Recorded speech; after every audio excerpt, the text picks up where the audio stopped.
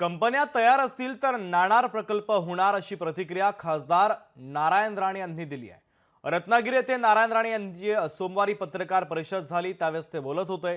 त्यामुळे महायुतीमधील घटक पक्षांमध्ये कोकणातल्या रिफायनरीच्या मुद्द्यावरून आता परस्पर विरोधी मतं असल्याचं दिसून येत आहे। कोकणातील रिफायनरी प्रकल्प राज्याबाहेर गेला अशी चर्चा एका बाजूला सुरू असतानाच नारायण राणे यांचं हे विधान अत्यंत महत्त्वाचं आहे। शिवाय नारायण राणे यांनी बारसोई रिफायनरी ऐवजी नाणारचा उल्लेख केल्यानं याला आणखीनच महत्त्व प्राप्त झालंय। दरम्यान मंत्री उदय सामंत यांनी देखील नाणार प्रकल्पावरून मोठं वक्तव्य केलेलं आहे, पाहूयात। अजून काय मी त्याच्याबद्दल कोणाशी बोललो नाही। आता मी संबंधित कंपन्या ज्या आहेत, मी पेट्रोलिंग मिनिस्टर आहेत, त्यांच्याशी बोलेन।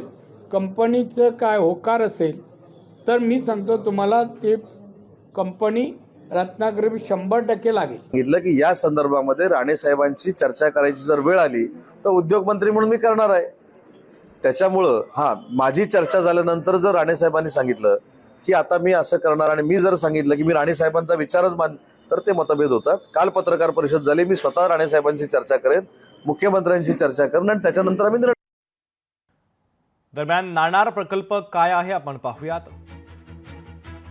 2015 मध्ये सरकारकडून तेल शुद्धीकरण प्रकल्पाची घोषणा करण्यात आली।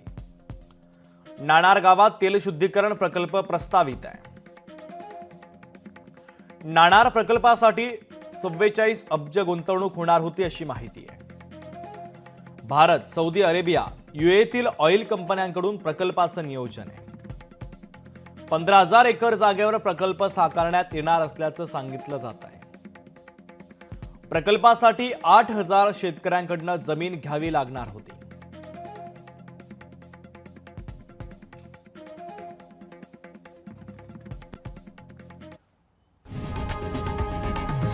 लोकशाही मराठी ऐका, पहा, जागरूक रहा।